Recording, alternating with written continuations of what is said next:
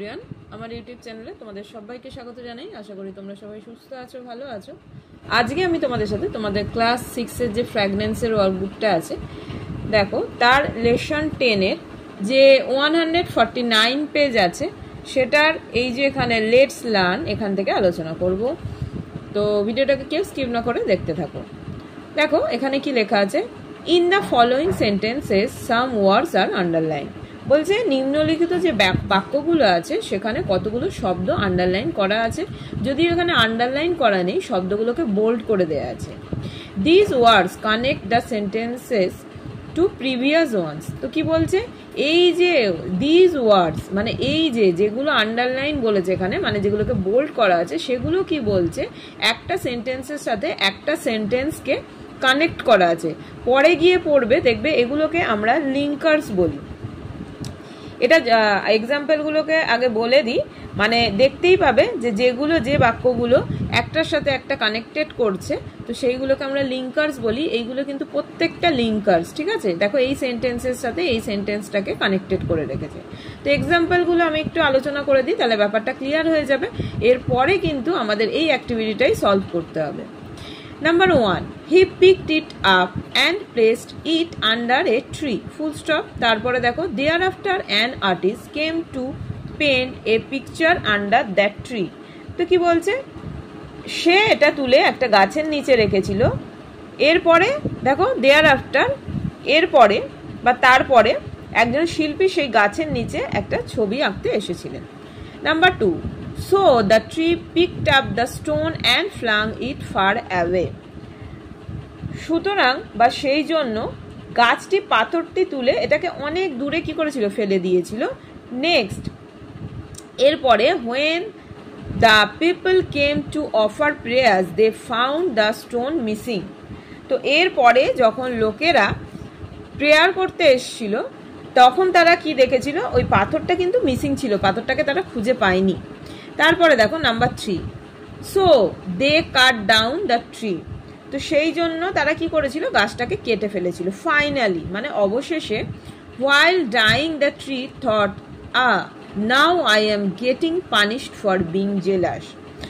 তো কি হয়েছিল, গাছটা ভেবেছিল লেখা আছে এখন, মানে সে কি ভেবেছিল যে সে যে জেলাসি হয়েছিল, সে যে ঈর্ষা পরায়ণ হয়ে গিয়েছিল তার জন্য সে কিন্তু শাস্তি পেয়েছিল, সেটাই সে ফিল করেছিল। এবার কি লেখা আছে দেখো, we see that the above bold phrase words join connect the sentence to the previous ones. They are known as linkers. তো এখানে কি বলছে যে আমরা দেখতে পাই যে উপরের যে এই যে বোল্ড করা যে ওয়ার্ডগুলো আছে সেইগুলো পূর্ববর্তী যে বাক্যগুলোতে একটা একটার সাথে কানেক্টেড করা, তোমাদের প্রথমেই বলেছিলাম সেইগুলো লিঙ্কার বলি আমরা, সেগুলো লিঙ্কার হিসেবে পরিচিত। তো এখানে দেখো কিছু লিঙ্কার আমাদের সলভ করতে হবে, দেয়া আছে। এছাড়া আরও লিঙ্কার আছে, আমি একদিন তোমাদের আরও কিছু লিঙ্কারের এক্সাম্পল নিয়ে তোমাদের সাথে আলোচনা করব। আজকে যেগুলো অ্যাক্টিভিটিতে আছে সেটা আমি সলভ করছি। অ্যাক্টিভিটি 5 দেখো, fill in the blanks using the linkers from the help box. এখানে একটা হেল্প বক্স দিয়ে দেওয়া আছে, এখানে হেল্প বক্স থেকে আমরা কি করব, ওয়ার্ড নিয়ে এটাকে ফিল আপ করতে হবে। তো প্রথমে দেখো কি আছে, dash T leaves are taken. তো প্রথমে টি লিভস চায়ের পাতা নেওয়া হলো, তাহলে সবার প্রথমে আমরা কি নিলাম, চায়ের পাতা নিলাম। তাহলে এখান থেকে আমরা কি নেব, অ্যাট ফার্স্ট। দেখো আমি লিখে নিলাম, যেহেতু আমি নিজে ভিডিওটা করছি অসুবিধা হচ্ছে যার জন্য লিখে তোমাদেরকে দেখালাম। এখানে দেখো অ্যাট ফার্স্ট, তারপরে at first tea leaves are taken. তাহলে এখানে কি হবে, এখান থেকে বলো এখানে কি হবে, তাহলে then water is boiled. At first tea leaves are taken dash water is boiled, তাহলে দেন ওয়াটার ইজ বয়েলড। চলো লিখে নিই এটা, দেন।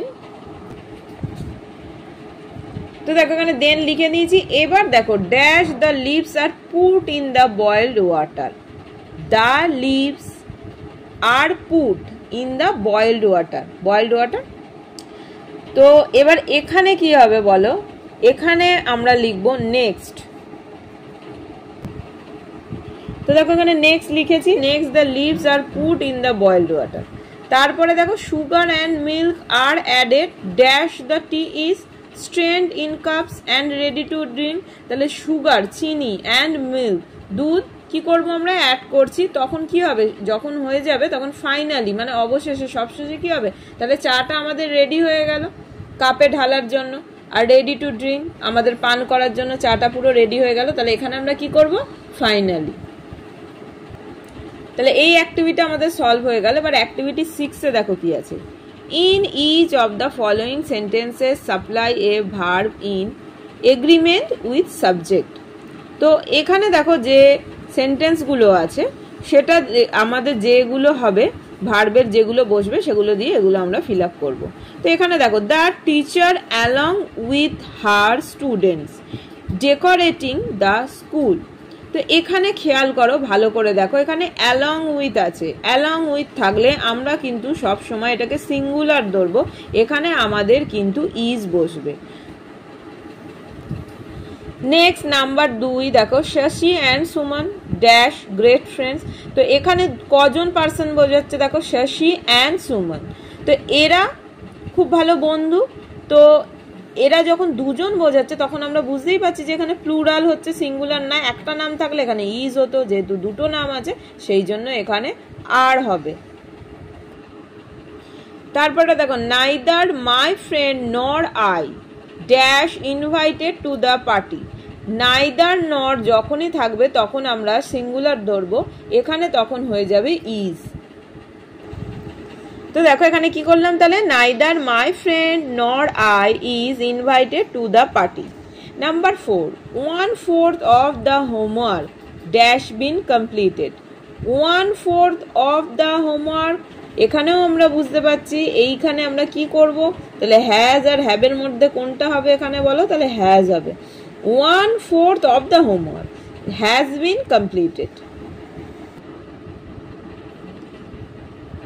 Activity 7, one of your classmates will appear for an inter-school essay writing competition। কি বলছে, one of your classmates, তো তোমার যে সহপাঠী আছে, তো একজন সহপাঠী কি করবে দেখো, ইন্টার স্কুল এসে রাইটিং কম্পিটিশন, ইন্টার স্কুলে একটা এসে রাইটিং যে প্রবন্ধ কম্পিটিশন সেখানে সে পার্টিসিপেট করবে। Discuss in groups what you would suggest her him, সেটা ছেলে হোক বা মেয়ে হোক যেই পার্টিসিপেট করুক। Prepare for the same, write down your suggestion. তো সে যে কম্পিটিশনের নাম দেবে সেটা বলছে, সেটা তোমরা ডিসকাস করে একটা গ্রুপ ডিসকাশন করে তাকে সাজেস্ট করতে যে কি করলে তার কম্পিটিশনটার পক্ষে সেটা ভালো হয়। তো এখানে আমি কিছু লিখেছি, তোমরা যদি এর থেকে অন্য কোনো কিছু চাও সেটাও লিখতে পারো। তো দেখো কি লিখেছি, at first choose an important topic for এসে কম্পিটিশন। তো এখানে কোনো ইম্পর্টেন্ট টপিক চুজ করতে পারো এসে কম্পিটিশনের জন্য, প্রবন্ধর যে কম্পিটিশন সেটার জন্য কোনো ইম্পর্টেন্ট টপিক চুজ করতে হবে, যেমন ধরো গাছ লাগানো বা প্লাস্টিক বর্জন, গ্লোবাল ওয়ার্মিং, এই ধরনের কোনো টপিক চুজ করতে হবে। রাইট পয়েন্ট ওয়াইজ, একটা পয়েন্ট বেসিকে, আমরা জানি কোনো কিছু লিখলে সেটা পয়েন্ট বেসিকে লিখলে যথেষ্ট ভালো হয়, তো রাইট পয়েন্ট ওয়াইজ। তারপরে দেখো, be careful about your spelling mistake. তো শুধু লিখলেই হবে না, আমাদের স্পেলিং মিস্টেকটাও খেয়াল রাখতে হবে যে যাতে বানান ঠিক মতো হয়, নির্ভুল হয়, ভুল না হয়। Make sure to right clearly and neatly. তো পরিষ্কারভাবে যেন সেটা বোঝা যায়, পরিষ্কারভাবে ক্লিয়ারভাবে সেইটা যেটা আমরা লিখবো সেটা যেন লেখা হয়। তাই এটাই, এরপরেও তোমরা যদি কিছু অ্যাড করো সেটা অ্যাড করতে পারো। এবার চলো নেক্সট অ্যাক্টিভিটি কি আছে আমরা দেখে নিই। তো দেখো এখানে কিছু ওয়ার্ড নেস্ট আছে, এটা আমি আর পড়ে ফালতু সময় নষ্ট করছি না, কেননা এখানে মানেগুলো দেখো দেয়া আছে। যেমন দেখো টেরিফিক, এগুলো দেয়া আছে, এর সিনোনিম কি সেইগুলো দেখো বাংলাতে দেয়া আছে, এগুলো আমি আর বলছি না, তোমরা এগুলো নিজে পড়ে নিও। তাও যদি কারোর বুঝতে অসুবিধা হয় বা কোনো বাংলা মানে দরকার হয় তাহলে আমাকে কমেন্ট বক্সে বলো, সেটার অ্যান্সার আমি দিয়ে দেবো। কিন্তু যেহেতু এখানে লেখা আছে এগুলো পড়ে আমি সময় নষ্ট করছি না। তো অ্যাক্টিভিটি 8-এ কি আছে চলো দেখে নিই। অ্যাক্টিভিটি 8-এ দেখা হচ্ছে, use the following hints, write a story in about 60 words, give a title and add a moral. তো দেখো এখানে কি বলছে, using the following hints write a story in about, এই 60টা শব্দের মধ্যে এখানে কিছু দেখো হিন্টস দেওয়া আছে, সেগুলো দিয়ে আমাদের একটা টাইটেল আর মরালও দিতে হবে, সেটাকে দিয়ে কিন্তু আমাদের একটা গল্প লিখতে হবে। তো আমি মরালটা এখানে জায়গা ধরেনি, আমি লিখিনি, তোমাদেরকে আমি এটা মুখে বলে দেবো। এমনি দেখো টাইটেল দিয়েছি রিভেঞ্জ অফ দ্য এলিফ্যান্ট। এখানে কিছু হিন্টস দেওয়া আছে, দেখো an elephant past a tailor shop daily, tailor angry, pricked মানে হচ্ছে খোঁচানো, খোঁচা দেয়া, এলিফ্যান্ট উইথ নিডল, নিডল হচ্ছে সুচ, elephant still tongue with dirty water, জানো নোংরা জল, থ্রিউ ইনটু দ্য শপ। তারপরে কি আছে, অল ক্লথেস ড্যামেজ। তারপরে দেখো আমি টাইটেল কি দিয়েছি, revenge of the elephant. A long time আগো there lived a teller.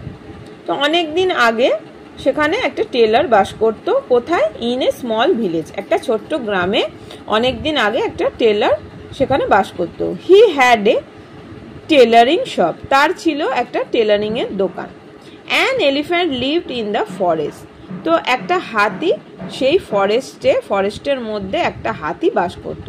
He use to enter the village in search of food, তো সে কি খাবারের খোঁজে কিন্তু ওই ভিলেজে গ্রামে গিয়েছিল।